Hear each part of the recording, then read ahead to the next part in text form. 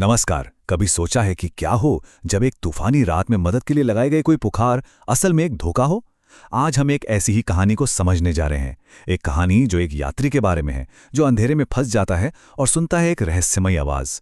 ये कहानी हमें विश्वास और धोखे के बीच की जो पतली सी लाइन होती है ना, उसके बारे में बहुत कुछ बताती है। तो जरा इस सीन को सोचिए। अमावस्या रात है, मतलब घना अंधेरा। ऊपर से मूसलाधार बारिश हो रही है और सुजीत नाम का एक आदमी अपनी पुरानी सी बैलगाड़ी में मेले से घर लौट रहा है। आसमान में जोर से बिजली कड़कती है और बस एक पल के लिए वो घना जंगल रोशन हो जाता है और फिर अगले ही पल पहले से भी ज्यादा गहरे और डरावने अंधेरे में खो जाता है। जैसे जैसे अंधेरा गहरा होता जा रहा है ना, वैसे वैसे सुजीत की घबराहट भी बढ़ रही है। उसे अब पछतावा हो रहा है कि मेले में इतनी देर क्यों रुक गया। ऊपर से ये वही रास्ता है जिसके बारे में कई डरावनी कहानियां सुनी हैं, और ऐसी तूफानी रात में एकदम अकेला होने का ख्याल ही उसके दिल की धड़कनें तेज कर रहा है। और ठीक उसी वक्त जब उसका डर बिल्कुल चरम पर था, उसे बारिश के जोरदार शोर के बीच एक बहुत ही साफ और गूंजती हुई आवाज सुनाई देती है। एक मंदिर की घंटी की आवाज। ये आवाज एक उम्मीद की तरह उसे जंगल के बीच में किसी सुरक्षित जगह की ओर रास्ता दिखा रही थी। तो सुजीत उस घंटी की आवाज के पीछे पीछे एक मंदिर तक तो पहुंच जाता है, लेकिन अंदर उसे सुकून नहीं मिलता। बल्कि वहां होती है एक अजीब मुलाकात और मिलती है एक बहुत जरूरी चेतावनी।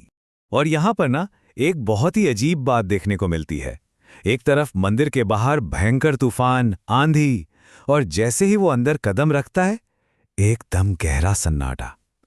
बाहर से देखने में मंदिर कितना पुराना और टूटा फूटा लग रहा था, पर अंदर से उतना ही साफ और शांत था। मतलब एक ऐसा सुकून जो कहीं ना कहीं एक झूठे भरोसे का एहसास दिला रहा था। और यहीं पे कहानी में एंट्री होती है एक बहुत ही अहम किरदार की, एक साधु की। उनका स्वभाव तो शांत था, पर उनके चेहरे पर एक गहरी चिंता की लकीरें साफ दिख रही थीं। ऐसा लग रहा था जैसे उन्हें पहले से पता हो कि कोई खतरा आने वाला है। साधु ने सुजीत को रात में रुकने तो दिया, लेकिन एक बहुत ही सख्त नियम के साथ।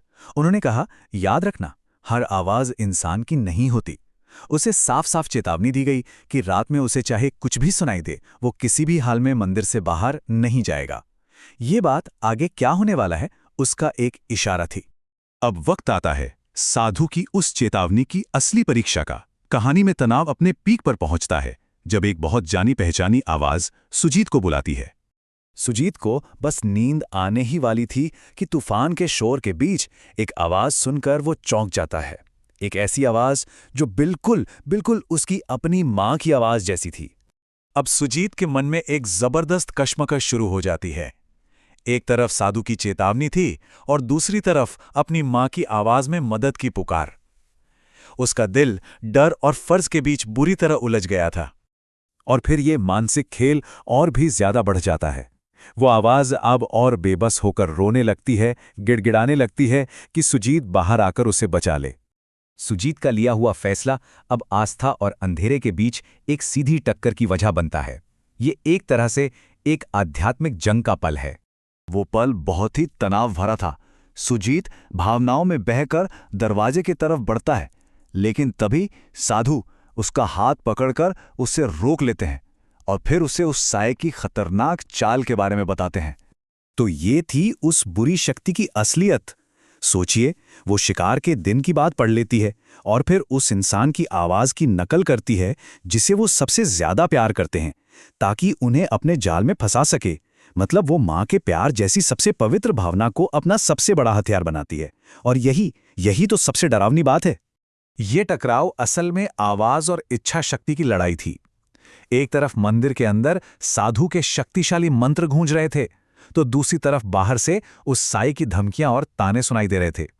और फिर आखिर में इस टकराव का नतीजा निकलता है।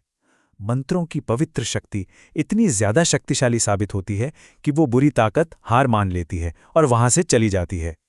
बाहर की आवाज धीरे धीरे खामोशी में बदल जाती है। तो ठीक है, लड़ाई तो खत्म हो गई, लेकिन सवाल यह है कि वो डरावनी आवाज आखिर थी किसकी? रात गुजरने के बाद अब असली सच सामने आता है। सुबह जब रोशनी होती है तो सुजीत को रात की उस अलौकिक घटना के पक्के सबूत मिलते हैं।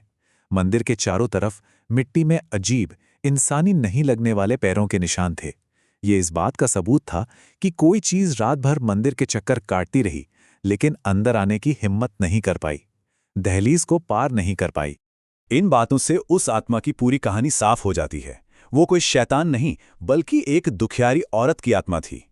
उसका दुख इतना गहरा था कि अब वो दूसरों को भी उसी दुख में खींचना चाहती है। तो सुजीत को इस पूरे अनुभव से क्या सीख मिली? चलिए अब कहानी के अंत और उसके असली संदेश पर चलते हैं। सुजीत अपने घर की तरफ लौट रहा है और उसका दिमाग बार बार रात में हुई घटनाओं के बारे में सोच रहा है। उसके दिल में एक तरफ तो राहत है और दूसरी तरफ एक अजीब सा आश्चर्य। और जब वो घर पहुंचता है तो ये भावुक पल रात के उस धोखे और असलियत के बीच का फर्क साफ कर देता है। उसकी माँ बिल्कुल सुरक्षित और खुश थी। इससे ये बात और भी पक्की हो गई कि रात में जो हुआ वो एक बहुत बड़ा छल था। सुजीत का ये अनुभव गांव में पहले से चली आ रही कहानियों को सच साबित कर देता है और सभी को रात के वक्त जंगल में छिपे खतरों के बारे में एक बड़ी सीख देता है। ये अब सिर्फ एक कहानी नहीं रह जाती, बल्कि एक सबक बन जाती है। और आखिर में ये कहानी हमें इस अहम बात पर सोचने के लिए छोड़ जाती है कि विश्वास एक ऐसी ढाल है जो हमें उन धोखों से बचा सकती है जो हमारी सबसे गहरी भावनाओं पर हमला करते हैं। श्रद्धा और विश्वास, शायद यही इस पूरी कहानी का सबसे बड़ा सबक है।